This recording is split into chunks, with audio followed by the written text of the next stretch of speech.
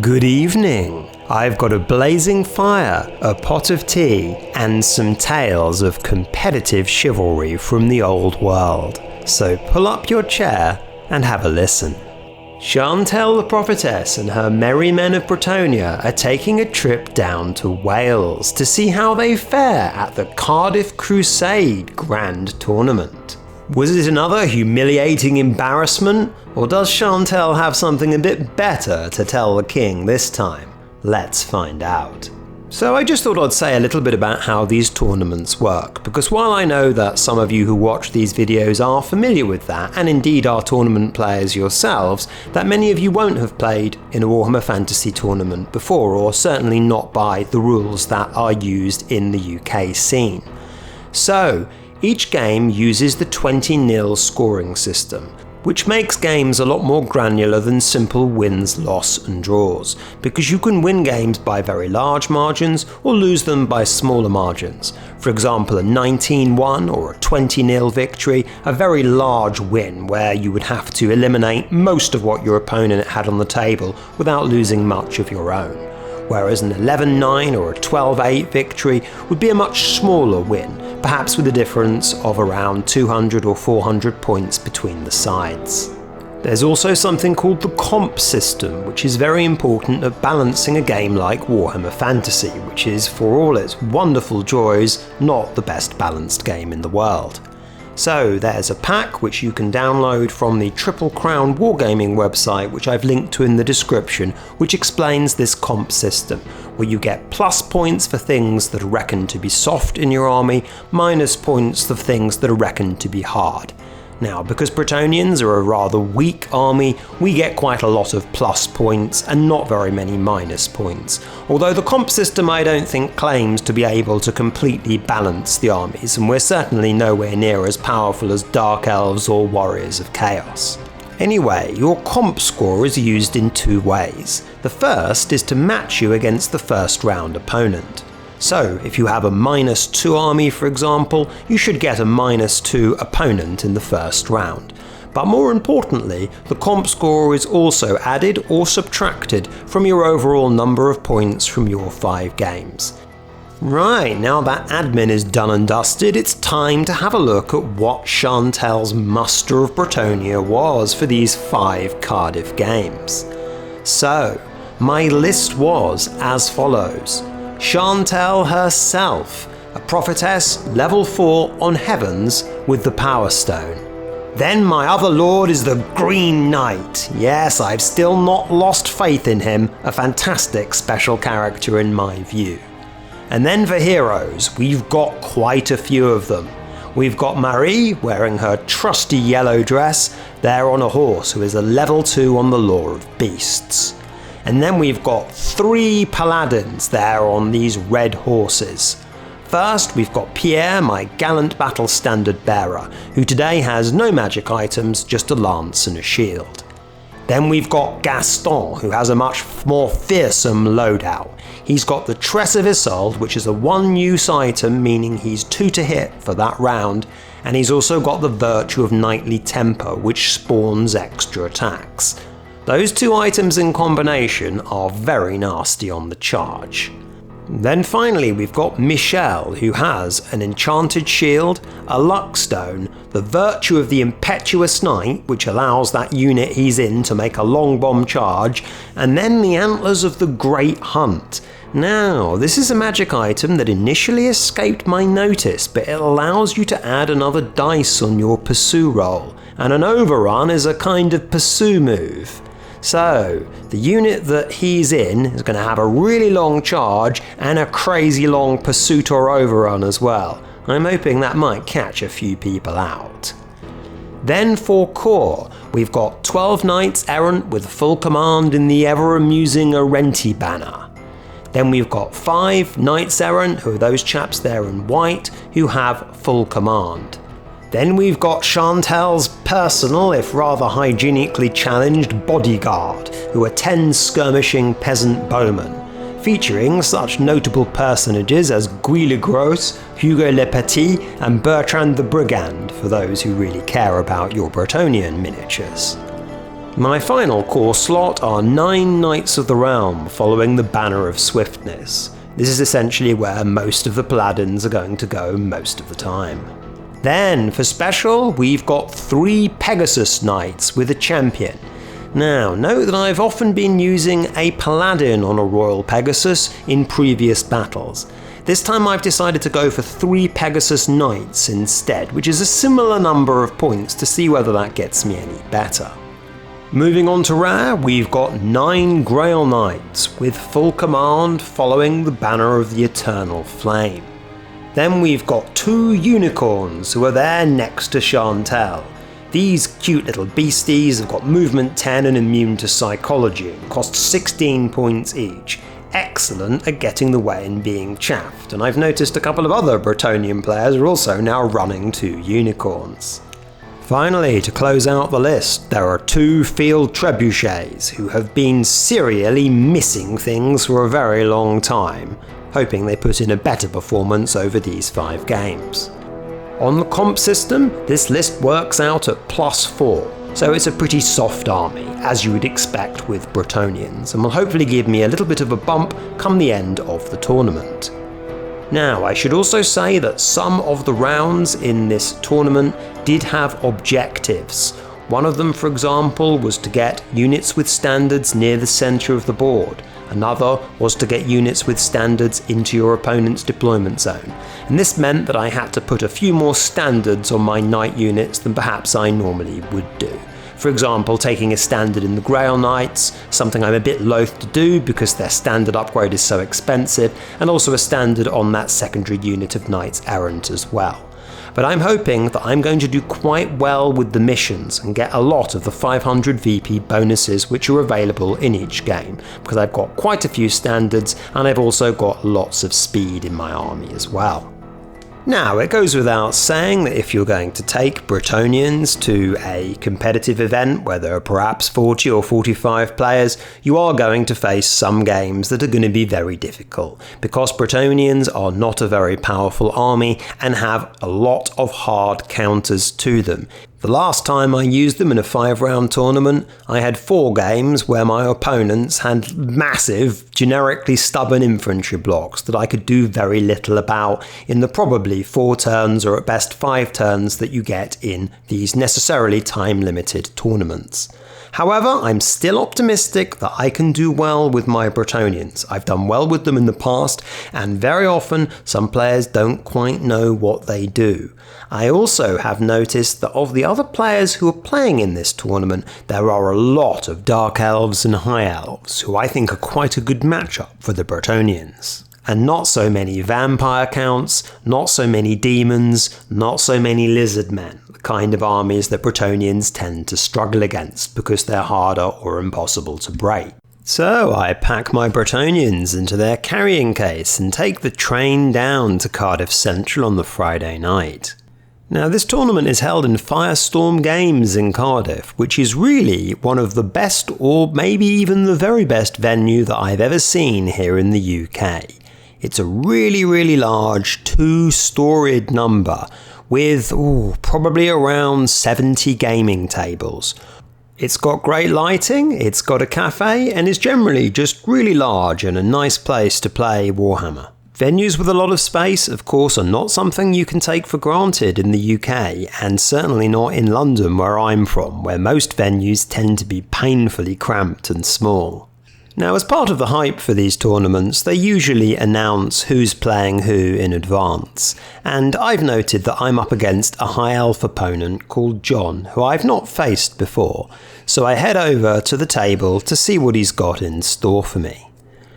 When I see it, it looks like a relatively standard High Elf list. It comes out at +3 on the Triple Crown comp system, more or less the same as mine.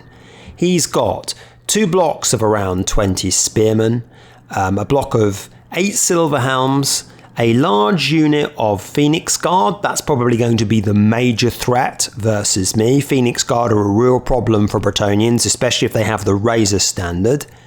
He's then got around 26 sword masters, who are probably, as high elf players would generally know, the suboptimal elite infantry behind White Lions and Phoenix Guard. And then he's got 10 dragon princes, 2 repeater bolt throwers, and then 3 characters. A lord, a level 4 on shadow, and a level 2 on fire. To be honest, I don't think that this army should cause me an enormous number of problems. I think I can break the spearman units easily enough. I don't think the sword masters should be that difficult for me, and I think I can chaff the silver helms and the dragon princes with my unicorns quite effectively, because he doesn't have much in the way of archers, just those 2 repeater bolt throwers that are going to be quite a big commitment to destroy the unicorns with. Also, I'm not that bothered about shadow magic on my Bretonnians, because generally I'm going to be looking to go in there and break him on the charge. I'm not going to be sticking around in subsequent rounds of combat to have my strength and toughness debuffed. So you can see the setup here, and I should say that this is the first of the games where there's a mission. See that little plus-shaped counter there in the centre? This is a hold the centre mission, where you have to get a fortitude bearing unit within 6 inches of that token at the end of the game. This is something that I think quite suits Bretonnians in one sense, which is that because we always go second, we're actually in quite a good position to just run up to these kind of objectives on the last turn of the game. So John deploys with his 2 cavalry units on both sides of the field. He's then got his infantry blocks in the centre, which I guess makes sense to try and go for the objective. But he does have his Phoenix Guards situated behind his spearmen, which is quite interesting. I feel fairly good about this game when the deployment is finished, because I think I've got quite a clear battle plan here, which is that I'm going to try and distract those 2 units of cavalry on the side, using my 2 unicorns and the Green Knight to try and keep them out of the fight while I concentrate on his centre. I'm going to use my trebuchets and the Comet of Cassandora, which Chantel has drawn, to try and pound that centre into oblivion, and then charge off the rest, and then maybe deal with that cavalry later in the game. So my first picture of this game is actually after the movement phase on my turn 1. And my opponent has a very poor first turn himself. As you can see, he moves up quite cagily with his infantry, but has a real disaster in the magic phase. He's got a level 2 wizard in the Swordmaster unit, and that wizard throws, I think, around 3, maybe 4 dice at the enfeebling foe on my Knights of the Realm, and he double sixes it. My opponent promptly rolls a dimensional cascade on the miscast table, and while he doesn't lose his wizard, the template destroys almost the whole regiment of swordmasters, knocking them down only to around 5 men. Now in my turn 1, one of my trebuchets deliberately targets the remaining fleeing swordmasters, because I know that if I just kill a couple more of those, they're going to be on double ones to rally, and my trebs manage to hit and successfully reduce the swordmasters to an irrecoverable state. Aside from that, I saunter my knights along into the centre, leaving them out of probable charge range for the spearmen, and begin to dick around with the cavalry units on the side. Now my Green Knight doesn't show up in the first turn of the game, hopefully that's not going to be an omen for what he does later, but I run one of my unicorns in front of the Dragon Prince unit there on the left, and I've got the other one ready to go to do the same to the Silver Helms on the right if John decides to push up with them. In his second turn, John continues to push up with his infantry blocks, challenging for the objective, and also runs his cavalry unit round on the flanks, disposing of the unicorn with his dragon princes, and then also getting his silver helms in a position where the other unicorn's going to do exactly the same thing. Now, in Bretonnian turn 2, this is where the battle really starts hotting up. Firstly, my Green Knight gets to come onto the table and runs out of the forest terrain feature at the back of my opponent's deployment zone, getting in the way of those dragon princes there to try and stop them messing around with events in the centre. Then my other knight units really decide to go for gold and charge. Now my Knights of the Realm and my Grail Knights have got there a very easy charge on that Spearman unit, and they're going to overrun into the Phoenix Guard behind them. Now the Phoenix Guard still remain the principal threat in this High Elf army. I think there are about 26 or 27 of them, and if they've got the Razor Standard, they're almost going to be unchargeable for a single Knight unit. But I reckon that with 3 Paladins in my Knight of the Realm unit and all my Grail Knights, I'm going to be able to destroy plenty of them on that overrun. The other charge I make, which is a lot more ambitious, is the White Knight Errant unit with Marie going into the Spearmen there on the other side. I reckon that I'm going to win combat in the first round against these Spearmen, then maybe be in trouble in subsequent turns. But I'm hoping that I can use my blue Larger Knight Errant unit to maybe finish them off later down the line. Now, in a game that I've been bossing to this extent, my wizards haven't really had a great deal to do. But Chantel gets off her signature boosted harmonic conversion, hitting the Knights of the Realm, the Grail Knights and the White Knights Errant. In the combat phase, things don't necessarily go as well as I was expecting them to go. The White Knights of the Realm do kill quite a lot of spearmen, but the elves also skewer 2 of them in reply, and because they're steadfast, they're not going anywhere.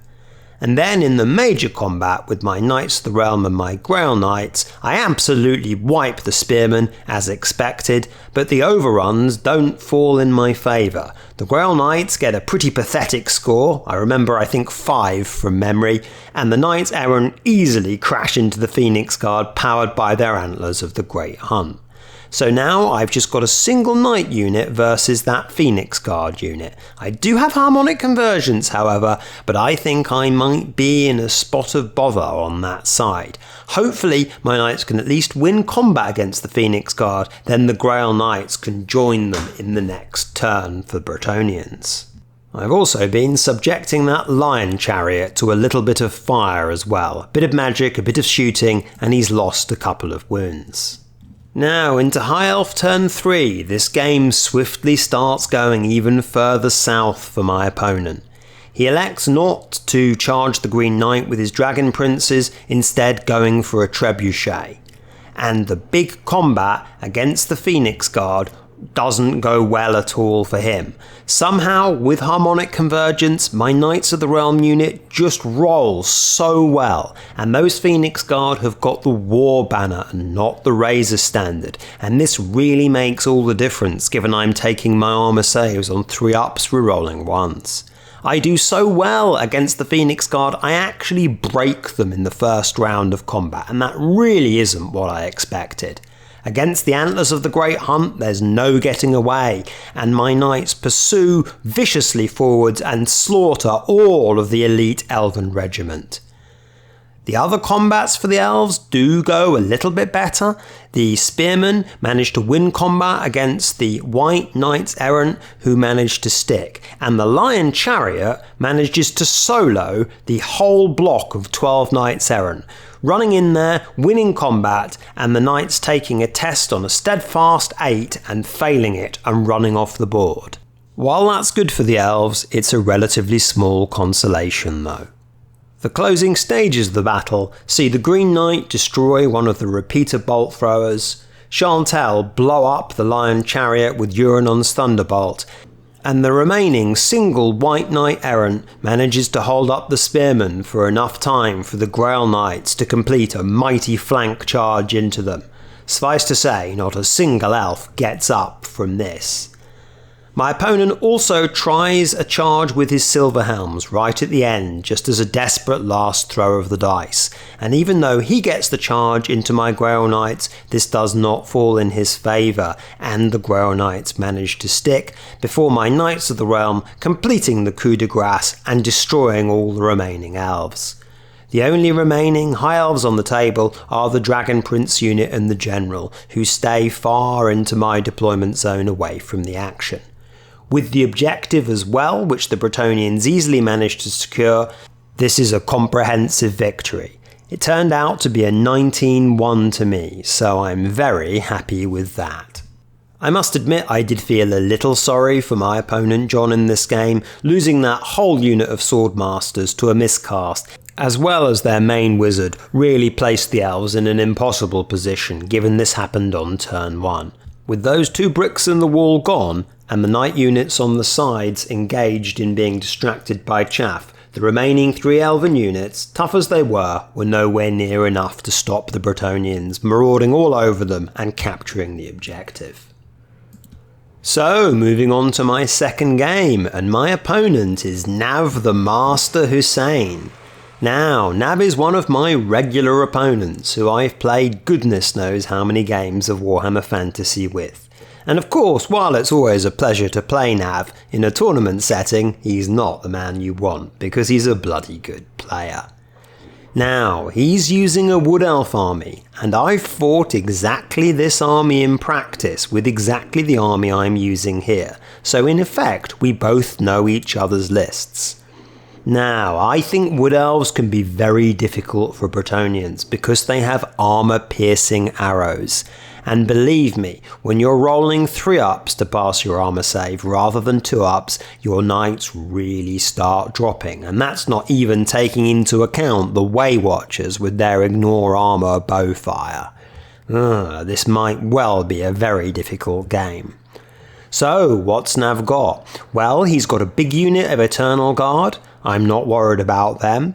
But he's got a lot of archers. I believe it's around 50 Glade Guard with true flight arrows. He's then got a Way Watcher unit where he's likely to put most of his characters, and a couple of units of Deepwood Scouts as well. Some eagles, and then this great big green forest dragon, which is a great dragon out of the Storm of Magic supplement.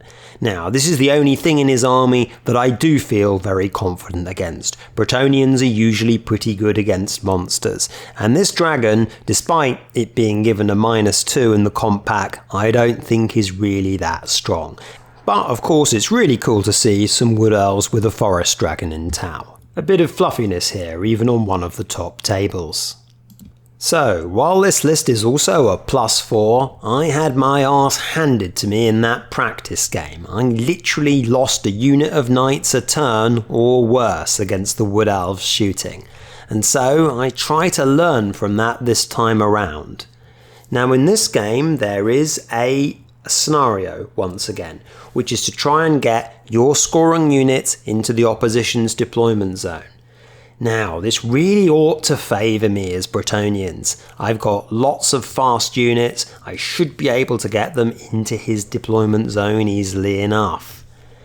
The actual deployment zones are also a little bit zany.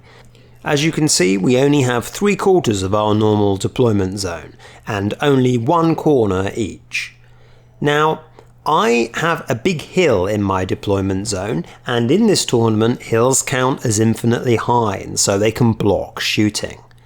And after quite a lot of thinking, I come up with the following, in my opinion, rather flawed deployment.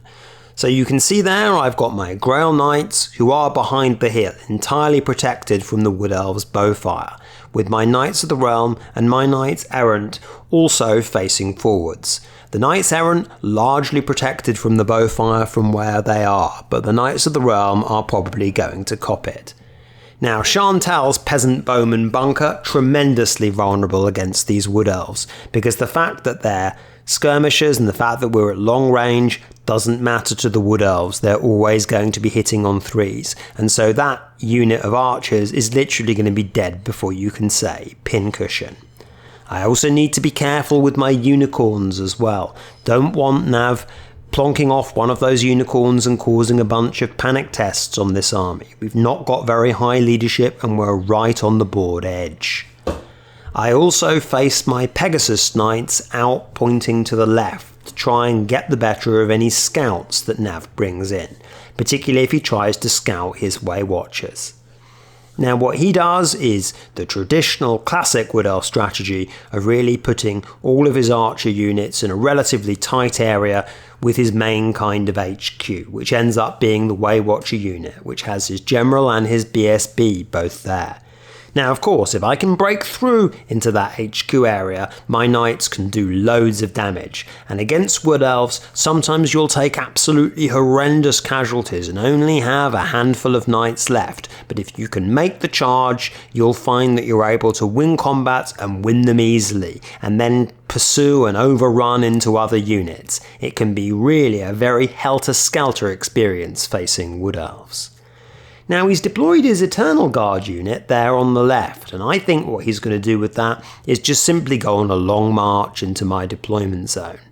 Now, I haven't got any knight units there to counter him, and so that's probably going to be mainly what they do in the game, but I am optimistic that I'll be able to use the Green Knight potentially to dick around with them. Apart from the Green Knight, who is excellent against wood elves despite the fact they have magical bowfire because he can get behind their lines, I've also of course got the Comet of Cassandora, which very fortunately I do roll.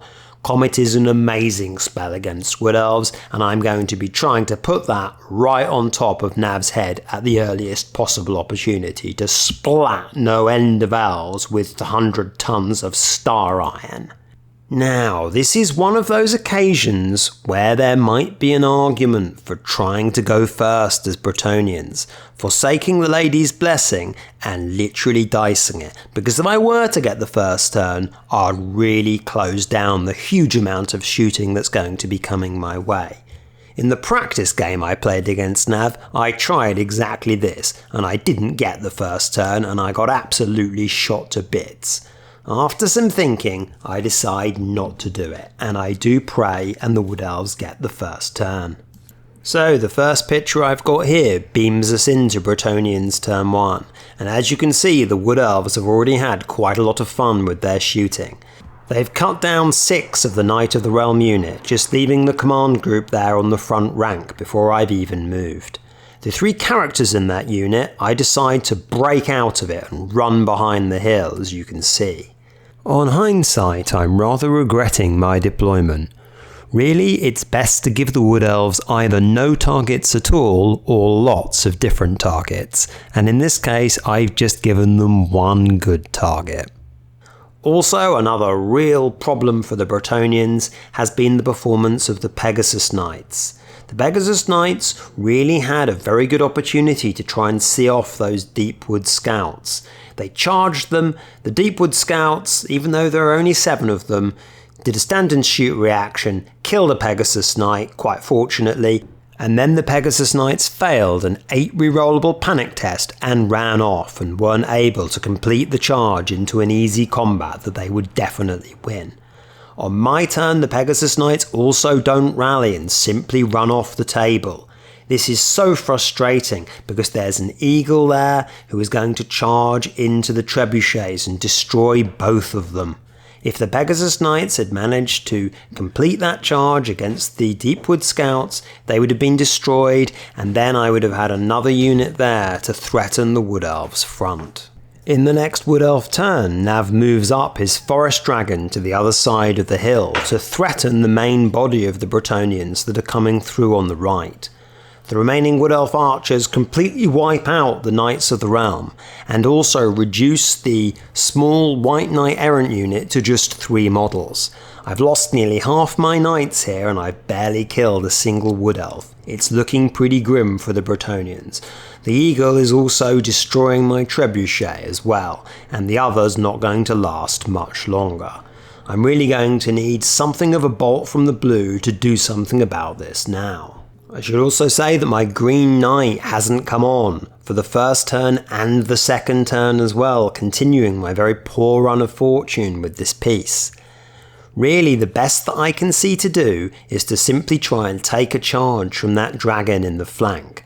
I'm reasonably confident my Knights Errant will be alright against this. I've got my General, Chantel, there behind the house, and my BSB, both within 12 inches of the Knights of the Realm, so when the dragon does charge it, they'll have 8 rerollables for their terror test and if they lose combat. And if they do stick, those 3 paladins will charge the dragon in the side, and maybe the Grey Knights might be able to see him as well.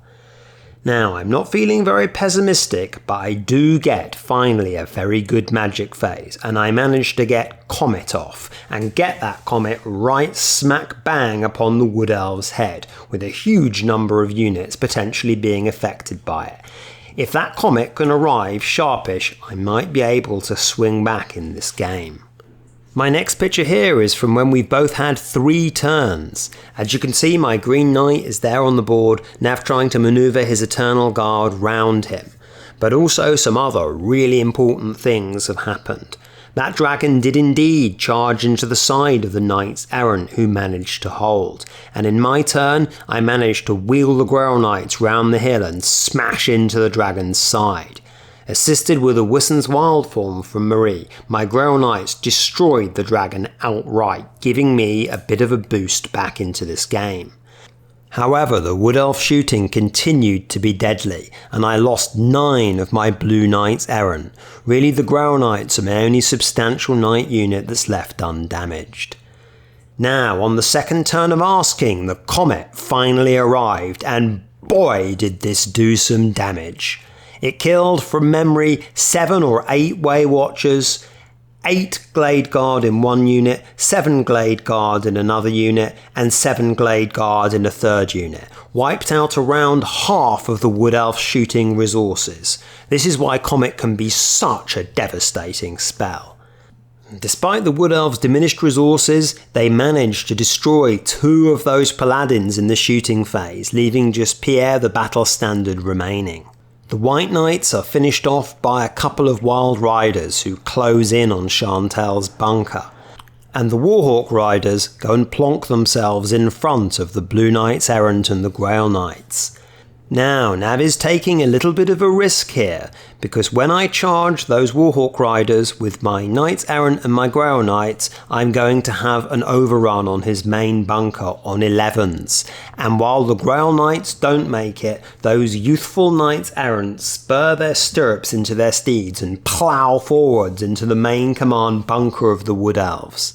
In my turn, I managed to get a crucial harmonic convergence off on this unit, and despite there only being 3 Knights Errant, they managed to break, rout and destroy that main Waywatcher unit alongside the level 4 Wizard and the BSB, giving me an enormous swing back in a game where I really looked toast. Not only that, the Knights Errant also career forwards into another one of the diminished archer units to try to destroy them as well. This just goes to show that if you can just get a handful of things into the Wood Elves' main bunker, you can wipe out large amounts of the army.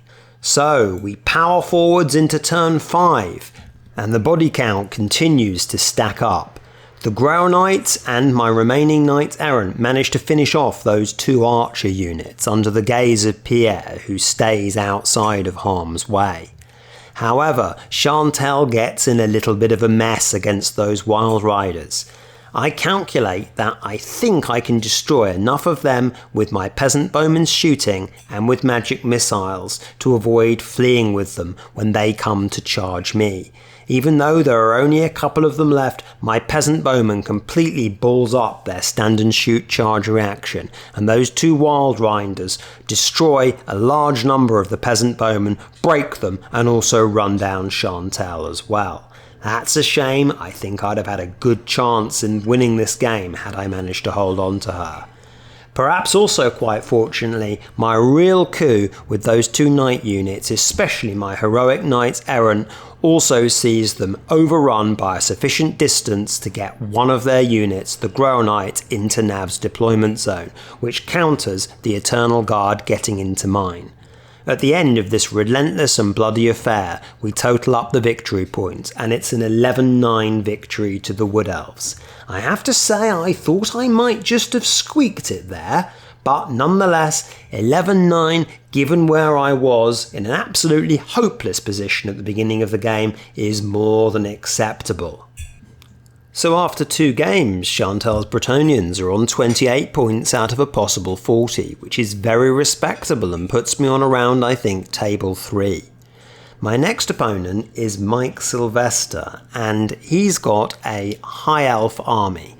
Now, this is the first matchup where I'm facing something that's really a bit too powerful for my Bretonnians, and by that I mean something where I'm really struggling to fight with on even terms. It's only a -2 list, but it's a very tough one for my Bretonnians. It's got Tactless in it. Now Tactless, for those of you who have not faced him, is able to pick his spells from the colleges of magic, and the way the tournament pack is written is it allows him to pick all his spells before every game. So Tactless is going to be taking the perfect night killing spells when he faces Bretonnians. Mike also has a couple of level 1 wizards on light as well in the list, which means that Tactless spell is going to be Banishment, which he's going to be hitting with at strength 6. He's also got a Searing Doom up his pocket as well, and he's a level 5 wizard, so this is going to be hard in the magic phase. As to what the army is, well, he's got a very large unit of Phoenix Guard, which you can bet your bottom dollar will have the Razor Standard this time, and he's also got a large unit of White Lions with the Banner of the World Dragon in and all his characters. Now you can see he's actually deployed the White Lions there in a line rather curiously. That's because of course White Lions are steadfast and he's making a smaller target for the trebuchets, which is really what he's worried about. He's also got a couple of units of Reavers, a big unit of Archers and 2 repeater bolt throwers for some shooting. This is going to be undoubtedly a very tough game against a very good player. So, looking at my opposition, I'm pretty confident I can destroy those archers, but those 2 infantry blocks are going to be a problem. The White Lions are going to be hard because they've got Banner of the World Dragon, which means the Grail Knights aren't going to be able to fight them properly, and they're White Lions. And as for the Phoenix Guard, I know that my Knights of the Realm soloed one that didn't have the Razor Stand in the first game, but I don't think that's going to be happening again. Those 2 infantry blocks, very hard for me to do anything about. I'm hopefully going to be looking for my trebuchets, who have done basically stuff all so far in this tournament, to really land a couple of really good rocks on some of these infantry units to give my knights something to charge. So, High Elf turn 1 is pretty nasty, although mainly because of a mistake by me. Chantel's bowmen are completely eliminated by the archers, but leave Chantel herself alive. And then one of those Reaver units runs up into my deployment zone and plonks off one of the unicorns that was standing there behind the building. That causes a panic test on my trebuchet and my Blue Knight Errant unit, and the latter fail it on an 8 and run back towards my deployment zone, although not off the board. Got to be careful with those unicorns because they do cause panic tests, and Bretonnians, for all of the other things that they struggle with, also don't have high leadership. The only move Mike makes, which is a slightly stranger move to me, is he pushes up the Silver Helms on the right hand side in front of the White Knight of the Realm unit. I'm not entirely sure why he did that, because I think I can destroy those on the charge, even with my smaller knight unit. So, moving on to the Bretonnian turn 1. I don't have a lot of choice but to hide Chantel behind one of my units of knights, and she's going to be playing an unfortunate game of cat and mouse with those Reavers throughout the game, and probably is going to get shot at. So I move my knights forwards to try to threaten the archers. My green knight comes on for a change in the first turn, and stations himself in between the Phoenix Guard and the archers to try to cause as much inconvenience as possible later. The Knights Errant in blue manage to rally, and the White Knights successfully charge off those Silver Helms that are in front of them.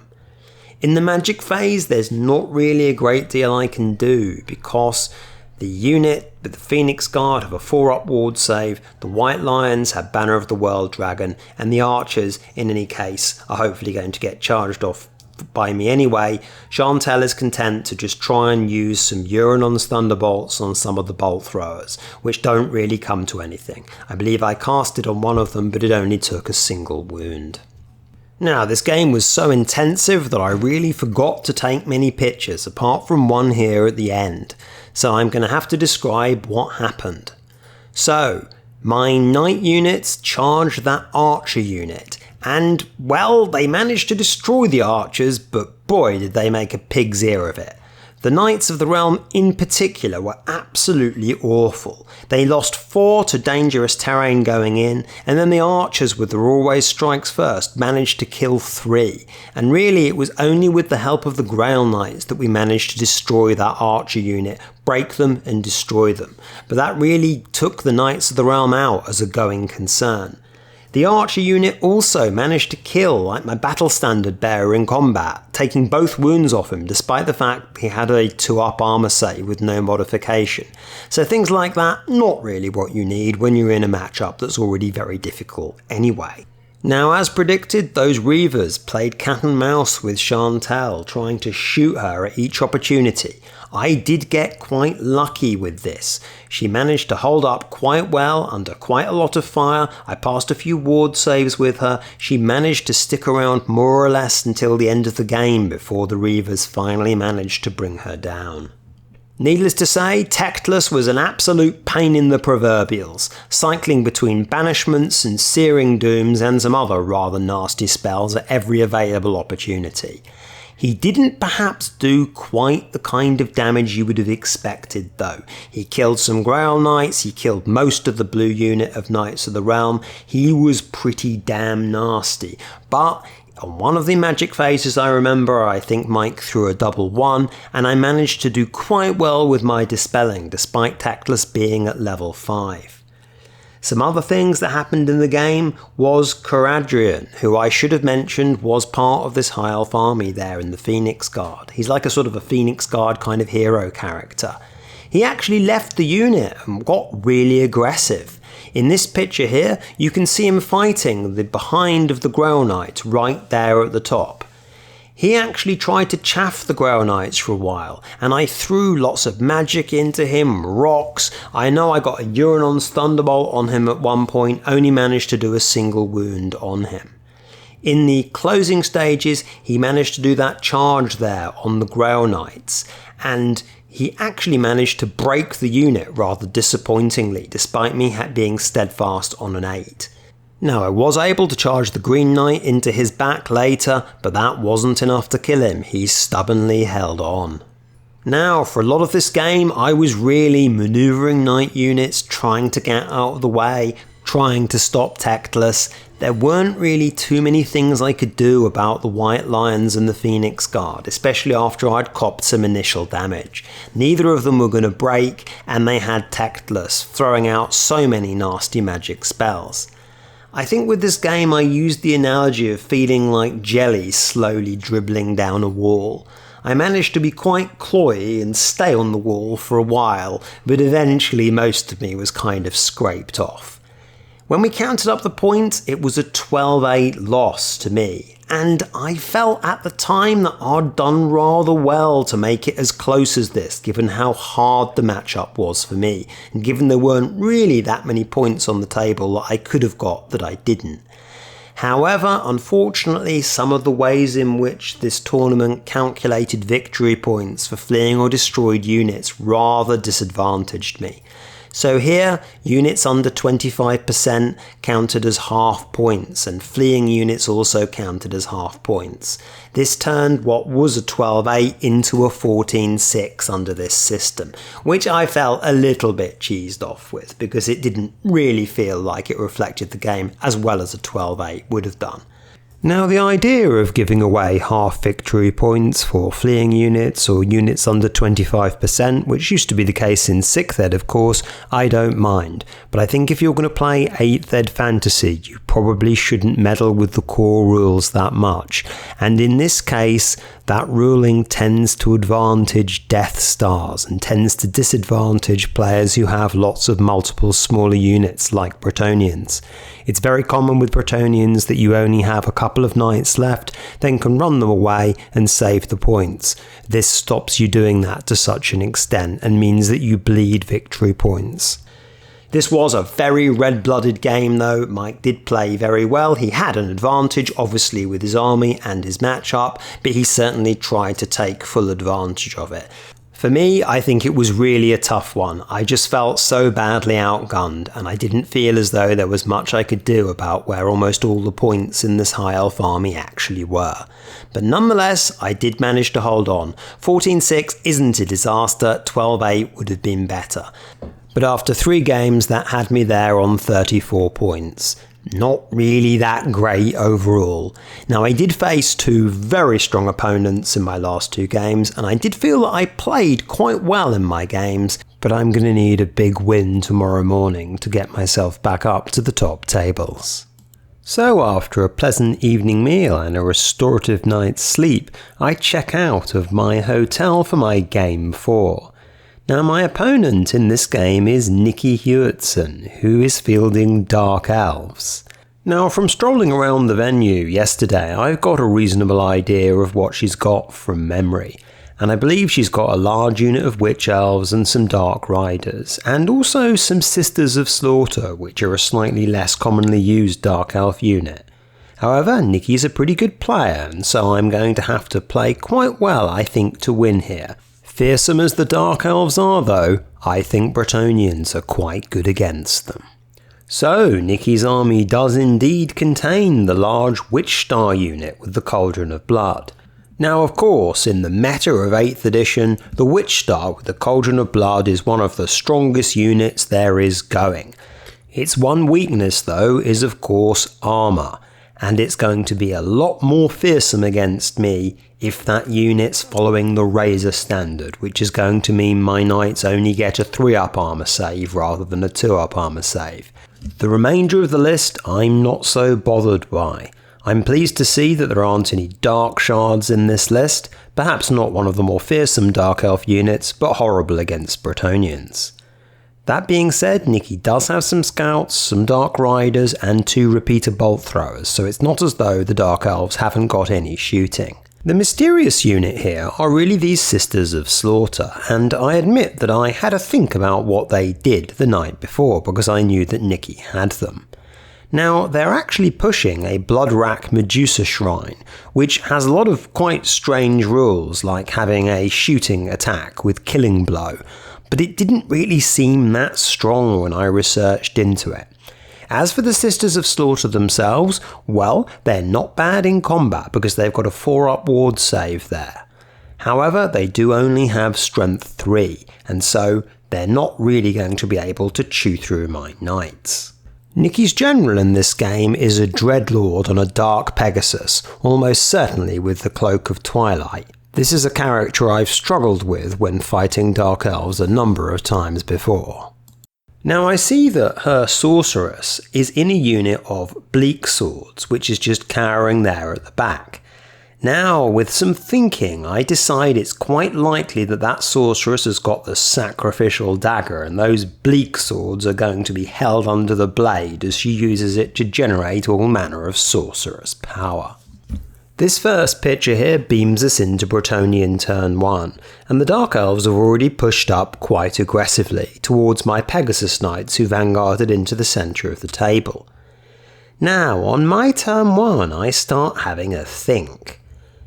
Although it would be fairly obvious for the Pegasus Knights to charge one of the Dark Rider units and hope to overrun into the second one, or at the very least get both of them fleeing, and then allow the Witch Elves to charge them, I'm interested in that unit of Bleak Swords there in the wood. Now, in 8th edition, of course, you don't get your steadfast if you're in a wood, and so I think Nikki may have made a mistake there.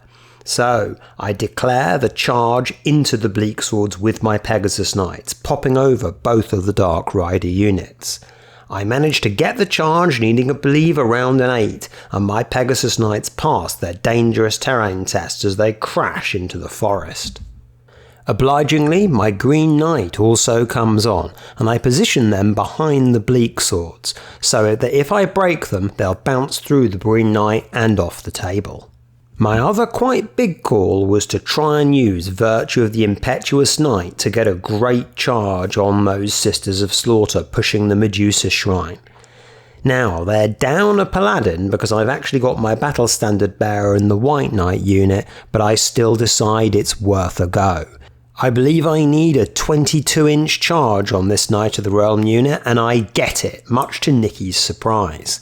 Now, I do lose a couple of knights going in, crossing one of the very many pieces of dangerous terrain that the organisers laid out on these tables, but I still think I've got enough to certainly destroy the Medusa Shrine, if not hopefully break the Sisters of Slaughter if I can get a buff spell off in the magic phase.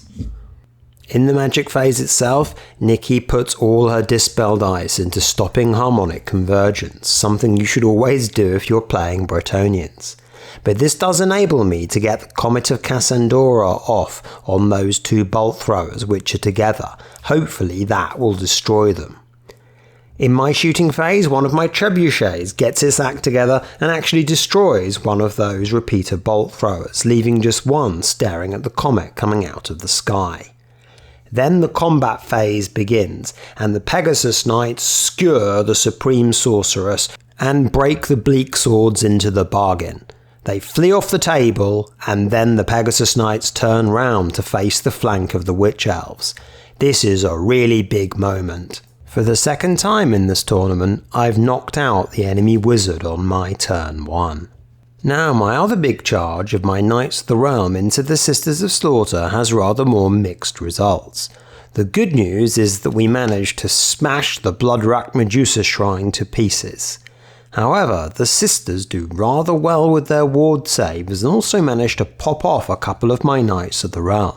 I win combat handsomely, but they're steadfast, and so we're going to be in trouble come the next turn. On hindsight, this probably was a mistake. I believe I was quite close to breaking the Sisters of Slaughter's steadfast, but with them having held, that Dreadlord who is there just behind the rock is staring at the flank of the Knights of the Realm, so I'm going to be hit very hard in the next turn. Now I'm quite content to leave one of the Dark Rider units more or less in front of the Witch Elves to stop them charging me. In the Dark Elves' next turn, the Dreadlord does indeed charge the flank of the Knights of the Realm unit and teams up with the Sisters of Slaughter to break and destroy that knight unit alongside two paladins. That's a fairly big blow back in the Dark Elves' favour. Now the Dark Rider unit in front of my unicorn charges the fairy beast and in combat fails to kill it and the unicorn sticks, which wasn't what I was expecting. Meanwhile, the Dark Elves are doing some sort of okay shooting, and the Doomfire Warlocks are riding around behind my ranks, letting me have it with Doombolt, and killing quite a lot of my blue Knights Errant unit.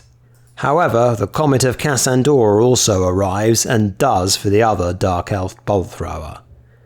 Now, come Bretonnian turn 2, I've once again got some very interesting opportunities for aggression. So, with my unicorn having held, there are some interesting possibilities for my Grail Knights. I can smash off those Dark Riders and then get an overrun into the Witch Elves, if I want it. After a great deal of thinking, I decide I've got a reasonable chance here. My Green Knight can do a flank charge into the Witch Elves, which is going to bring me some good combat resolution, and then I think my Grail Knights, if those Witch Elves haven't got the Razor Standard and I can get a few buffs on them, might do quite well against them. And, you know, if I don't break them, and I merely kill quite a lot of them, I've got another couple of knight units bearing up behind them, and so perhaps we can see off the Witch Elves on a subsequent charge, even if it's not on this one. So, a crucial magic phase begins, and of course I've got magical dominance over the Dark Elves, who have only got a level 2 wizard in the shape of the Doomfire Warlocks. Once again, Nikki very deliberately saves her dice to stop that harmonic convergence, but I am able to get Curse of the Midnight Wind through on the Witch Elves. This is an excellent spell, of course, against poisoned units because it means that she's got to reroll her 6s. I also get Ice Shard Blizzard off on the same target, and a Wisson's Wild Form off on my Grail Knights. 3 buff spells, no less. I'm not going to have a much better chance of breaking the Witch Elves than this. In the combat phase, my Grail Knights predictably skewer the Dark Riders, and I roll the 7 I need to get an overrun into the front of the Witch Elves. Now, as this game-deciding combat begins, I'm handed another rather large fillip, which is that Nikki informs me that the Witch Elves don't have the Razor banner, they've actually got the Banner of Swiftness. So, my Grail Knights do an absolute bucket load of damage to the Witch Elves and kill around 8 of them. The Green Knight chips in with a few more. The Witch Elves, even with all these disadvantages and debuff spells on them, still pump out a pretty fearsome number of wounds on my Grail Knights, but my armor save holds and I don't lose a single one. The Witch Elves' Steadfast is comfortably broken, and they're on a double ones to stick. They fail it, and my Grail Knights run down the whole lot of them. This is a massive moment, and also a real feather in the cap of the Grail Knights. Admittedly, they had quite a few advantages, but they just managed to break and destroy one of the nastiest units in the game. Now, on hindsight, this was quite a close run thing. To start with, I needed to get that overrun into the Witch Elves. Then I got 3 buff spells off in the magic phase. I probably reasonably could have expected 2. And finally, if the Witch Elves had just fought a little bit better, or my Grail Knights had fought just a little bit worse, I might not have been able to break their Steadfast. The Witch Elves might easily have taken off the Grail Knights' 3rd rank, and possibly passed a few more of their own ward saves. It was a near-run thing, but fortunately we managed to do it. With the Witch Star dead and with her level 4 wizard also gone, there's not so much that Nikki can really do now. However, the Dreadlord is pretty difficult to challenge, and she flies around for much of the rest of the game, picking on trebuchets and scoring some relatively small points for the Dark Elves. Now, those remaining Sisters of Slaughter do get a rather long bomb charge into the Green Knight. They manage to collapse him and then overrun into the Pegasus Knights, where in the next turn they also wipe them out and manage to overrun sufficient to get out of the charge arc of my Grail Knights. Those Sisters of Slaughter, despite the travails of the Dark Elves overall, have done for 3 different Bretonnian units. Rather impressive. In my last turn, the remaining trebuchet manages to put a rock on the Dark Elf scouts and panic them off the board. And then finally, my Green Knight manages to come back to life on a 4-up, depriving Nikki of those victory points. So, at the end of the battle, this finished up as a 19-1 to the Bretonnians. The Dark Elves did have their moments, the Sisters of Slaughter in particular, but I really managed to get 2 massive blows in my favour.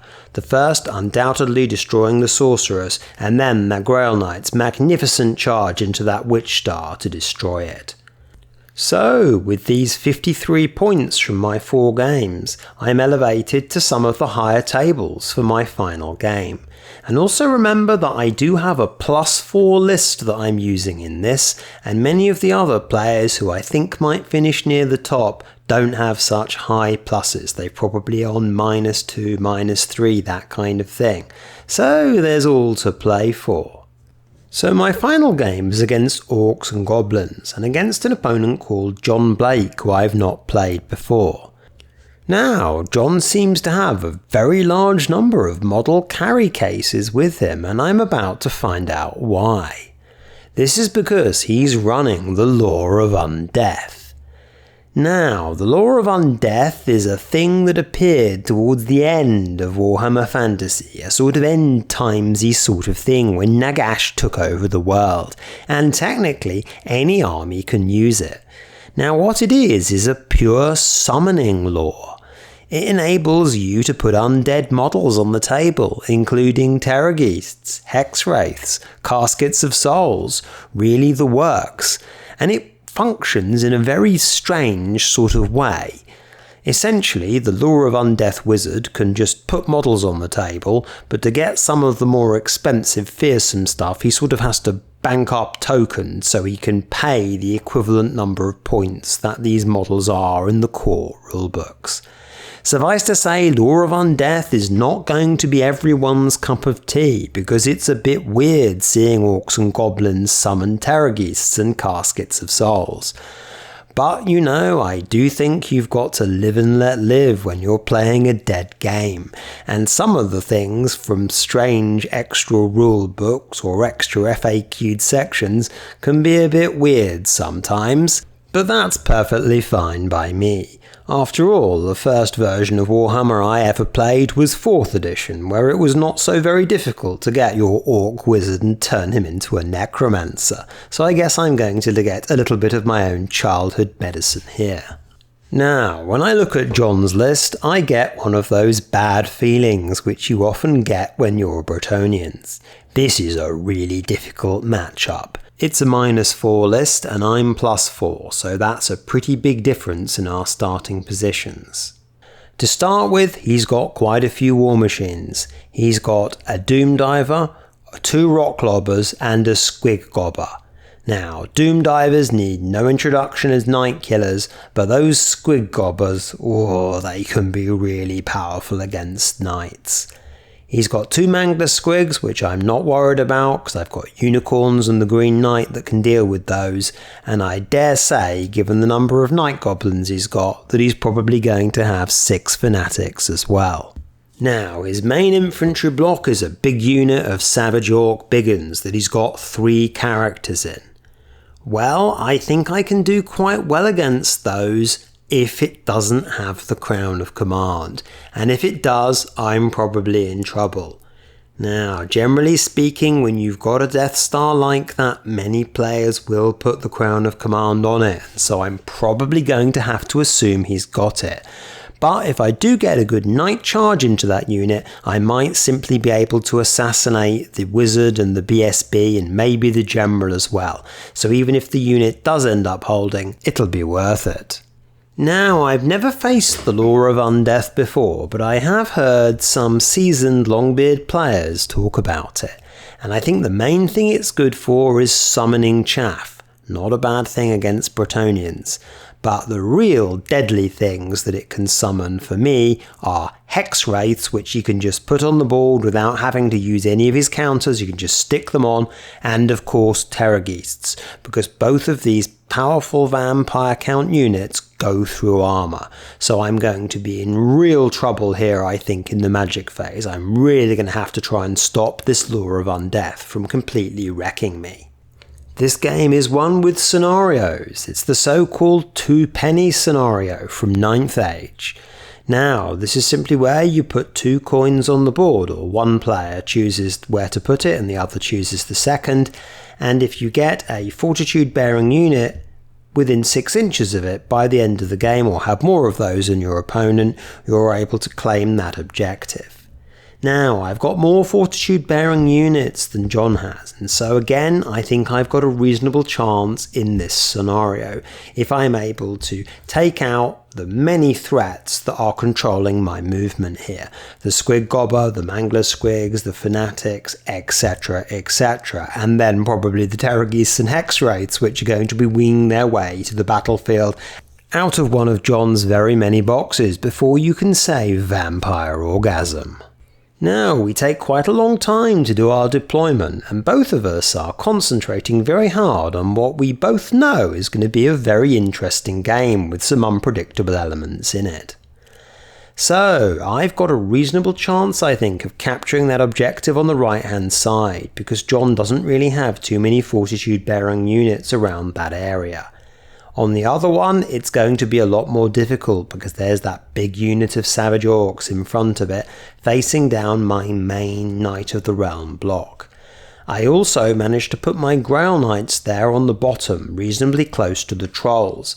That's of course because my Grail Knights have got the Flaming Banner, and so hopefully I'm going to smash through that unit.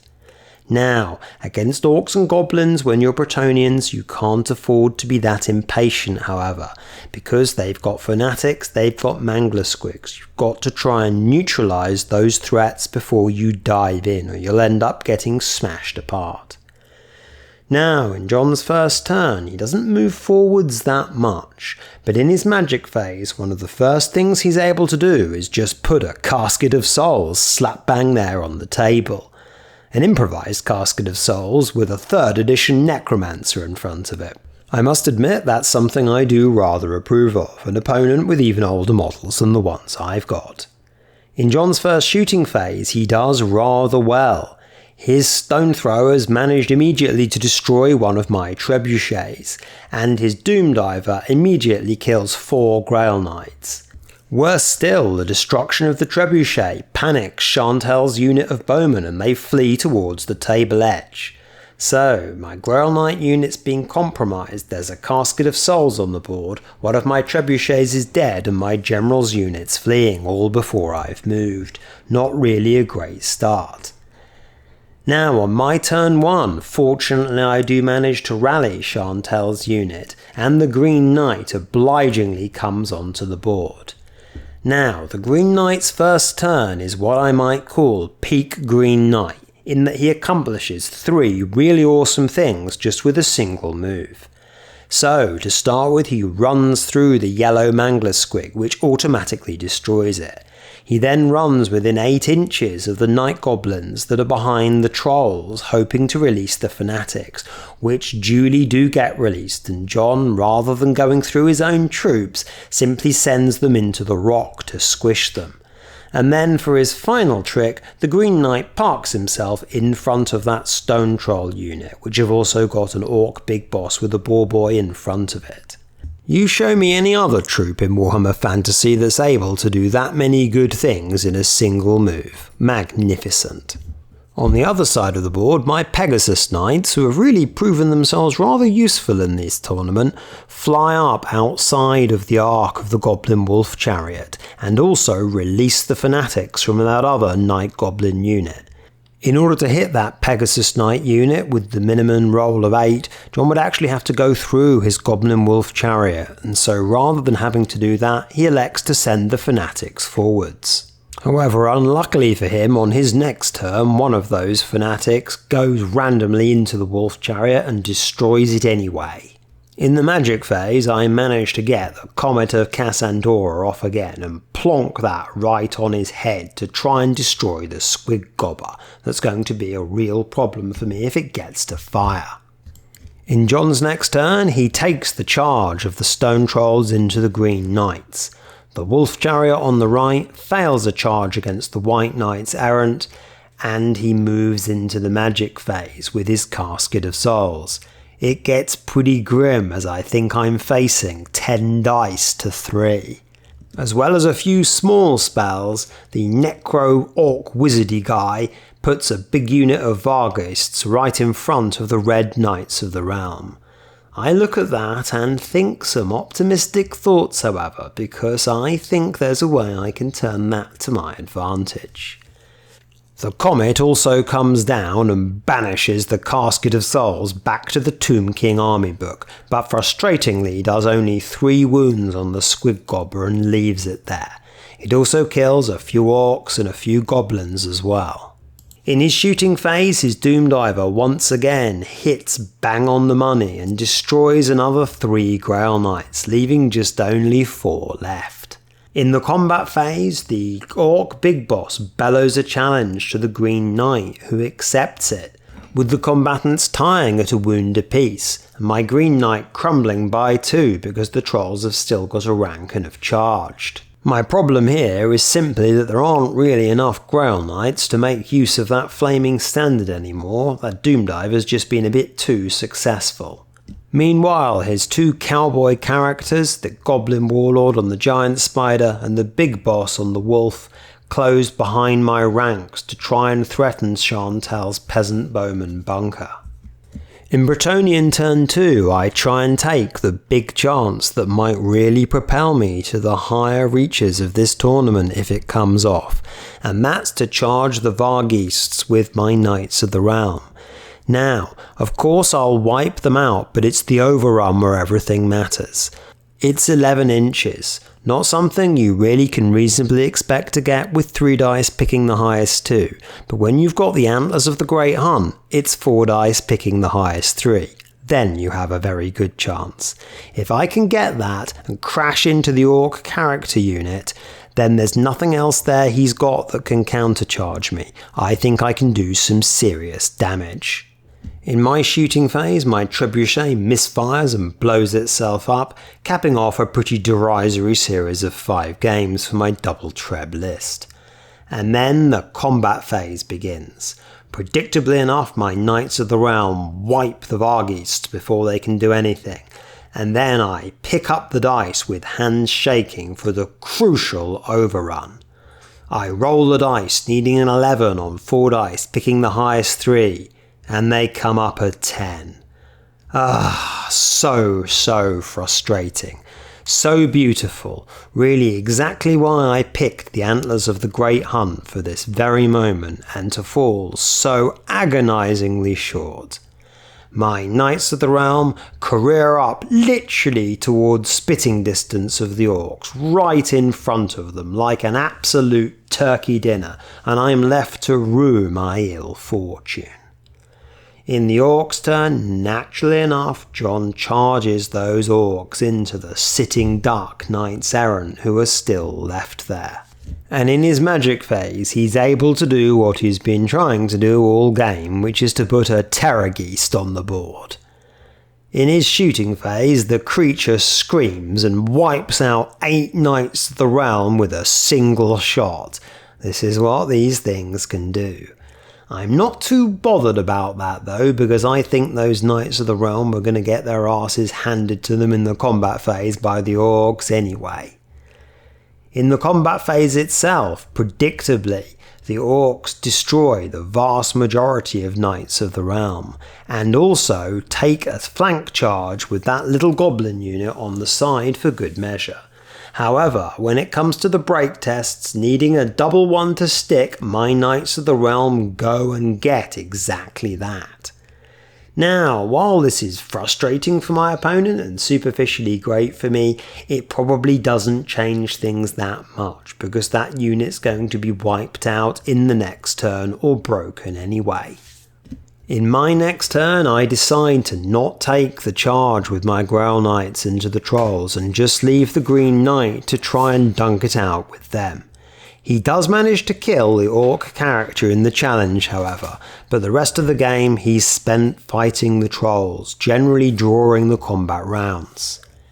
Now, my Knights Errant do decide to make a charge themselves, and they decide that the best target they've got is actually the Squig Gobber, because if they kill that, they'll be able to overrun into the side of those Night Goblins, and I work out that if I put my Pegasus Knights into the front of those Night Goblins, I'll get a cascading combat, and at least be able to take out 2 Orc units that way.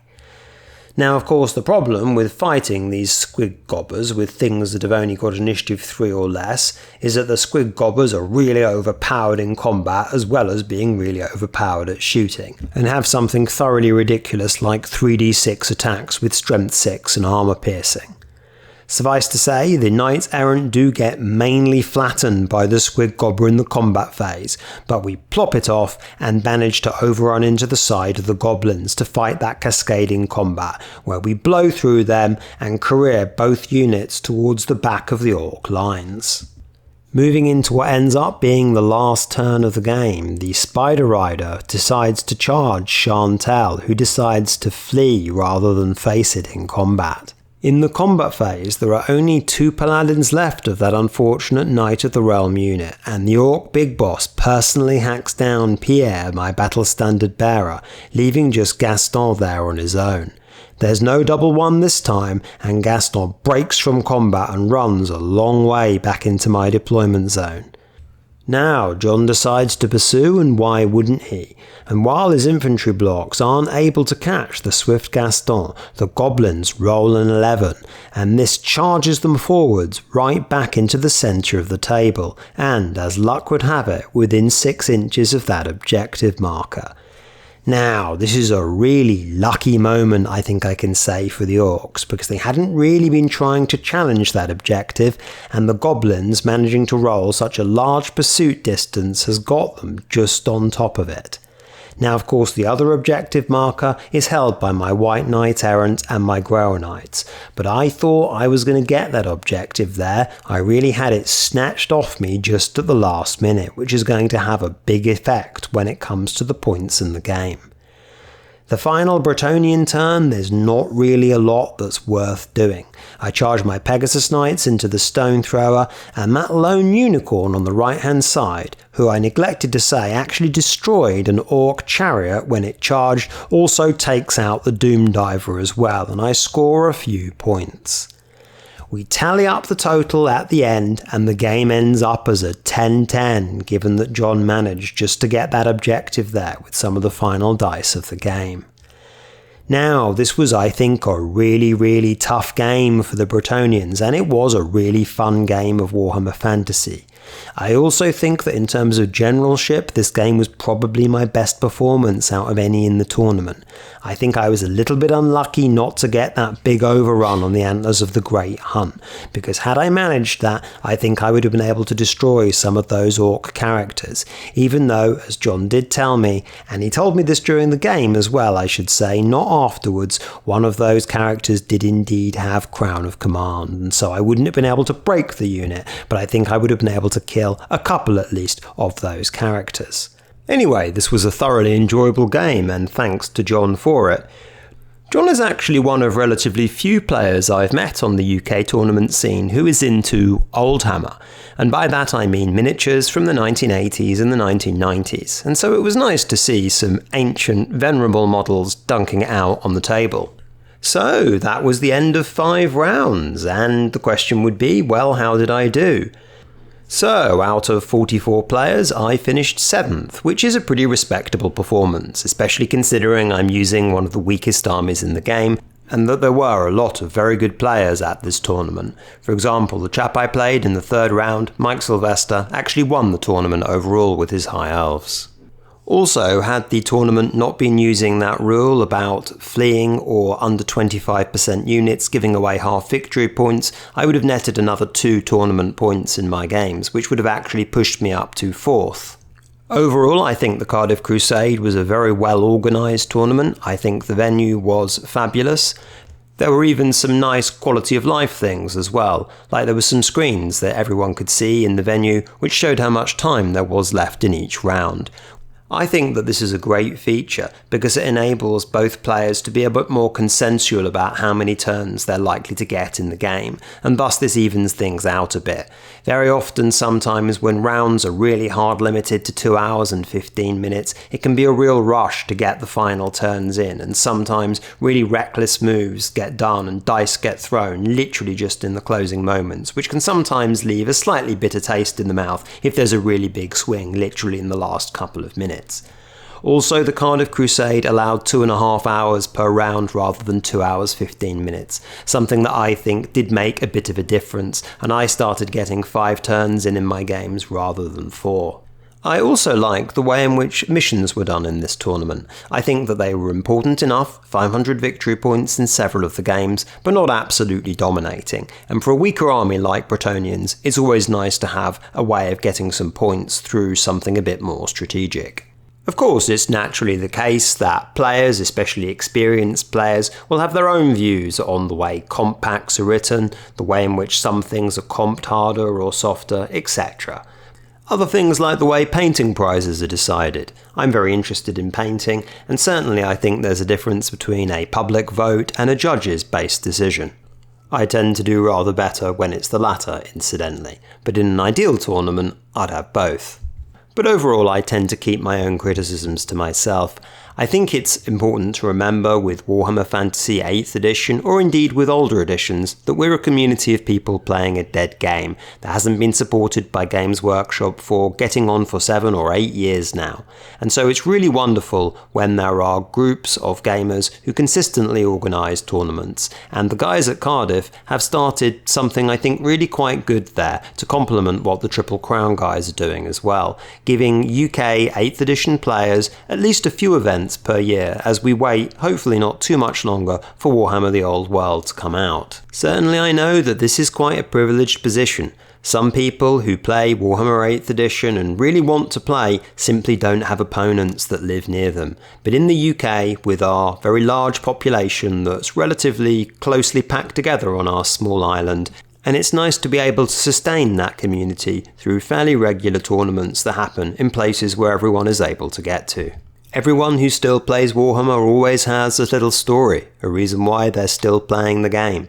Maybe it's because they've always played it, really going back literally 20 or 30 years.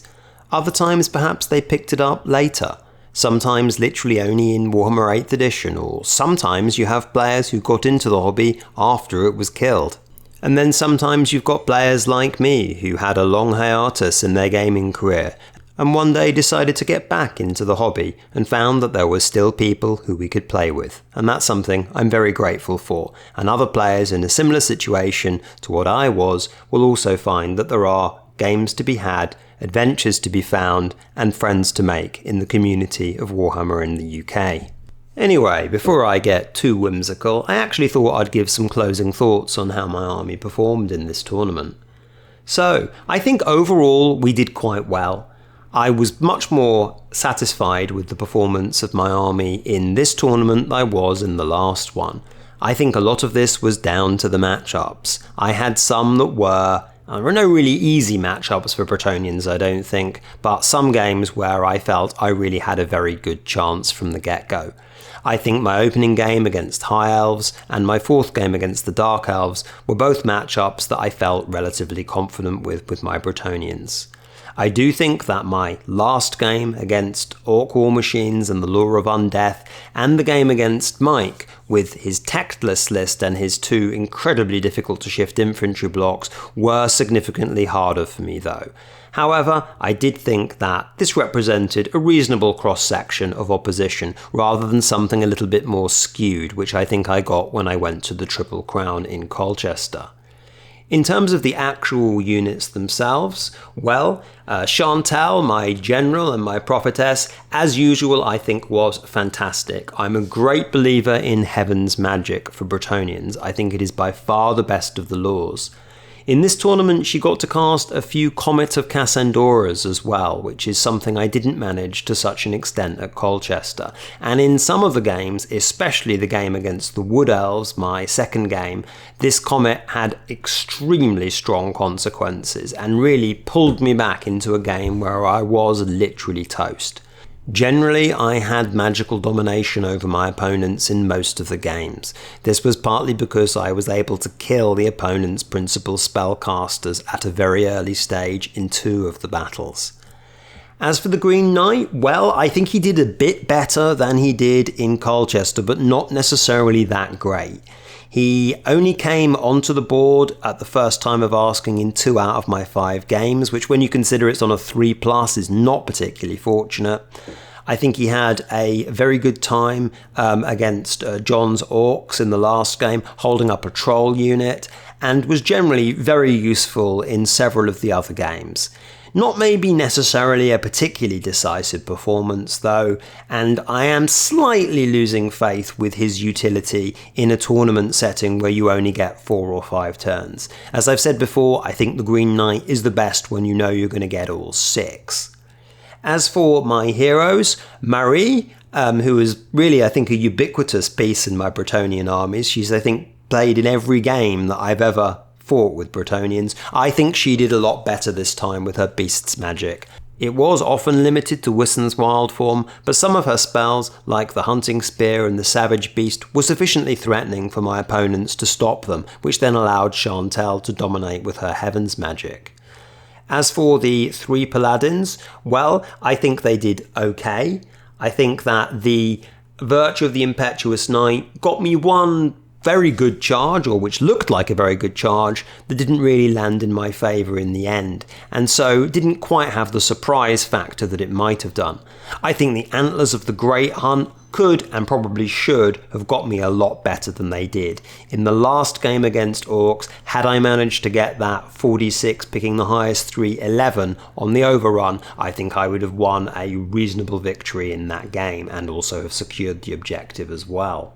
As for the units, I think the Knights of the Realm were perhaps a little unlucky in a couple of the games, failing to get that overrun against the Orcs, being beaten by the Sisters of Slaughter, and also failing a huge number of dangerous terrain tests, especially in the game against Mike with the High Elves.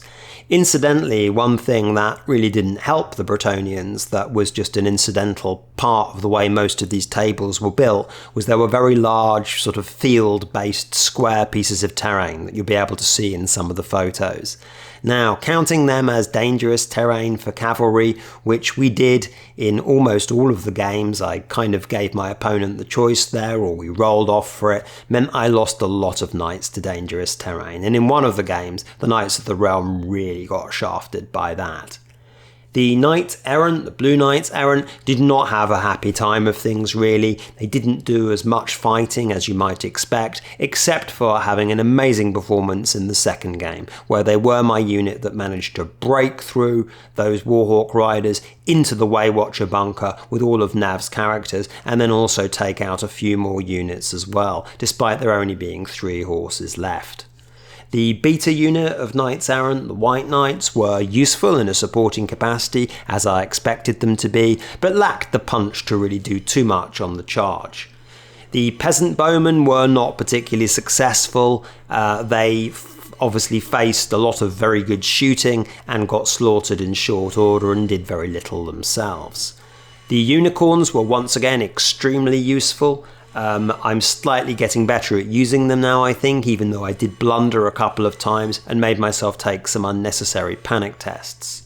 The Pegasus Knights were excellent. They were probably my best performing unit overall. They had a poor game against the Wood Elves, but in all of the other games they were superb. Against the Dark Elves, a really decisive charge, routing the Bleak Swords in the forest and killing the Supreme Sorceress, and in the final game against the Orcs, also doing some excellent combo charges, releasing Fanatics, killing War Machines, all sorts of things. They were very, very useful for those. The Grail Knights also had a very good time of things, I thought, the highlight being that fantastic charge on the Witch Star in Game 4, where they teamed up with the Green Knight to break an incredibly powerful unit. And then finally there's my trebuchets, who unfortunately once again get the booby prize. Considering I had 2 trebuchets, I don't think I got a single really decisive hit on any infantry units. I think I destroyed a war machine in one of the games, also managed to panic some shades off the board in another, but generally speaking, the trebuchets were absolutely garbage, and have continued to be garbage for me afterwards, to such an extent that I actually became quite suspicious that my scatter dice was somehow weighted, because I literally never seemed to hit with them. Overall, I think though with my Bretonnians that I'm getting to a point with them where I'm not sure there are too many more things I can do with the army. I really enjoy playing with them, and it's fun to tinker a little bit here and there with an army that's kept fundamentally the same, because there aren't really too many other options. I think that realistically though, in order to do very well in these tournaments, given the way in which Bretonnians are comped, which in my opinion is nowhere near generous enough given the disadvantages that they face, I think it's going to be very difficult to do significantly better than I already have done.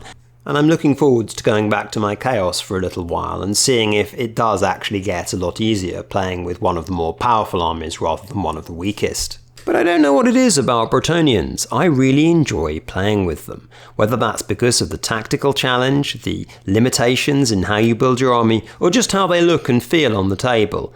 To me, there's just something thoroughly satisfying about all those things, and I'm quite enjoying embodying the kind of slightly impersonal, heroic kind of persona, rather than an evil chaos player who gets high on the idea of a player coming back into the hobby and then picking a nice soft army and then you smashing his face off with skull crushers and chimera and flying demon princes and the breath of cheese, etc, etc. And Hello, this is Chantel the Prophetess, and you've been hearing all about the exploits of my Bretonnian army. I cast a Uranon's Thunderbolt on Dr. Blaxel to shut him up, but I will say on his behalf that he'd be very grateful if you liked, commented, and particularly subscribed to his YouTube channel.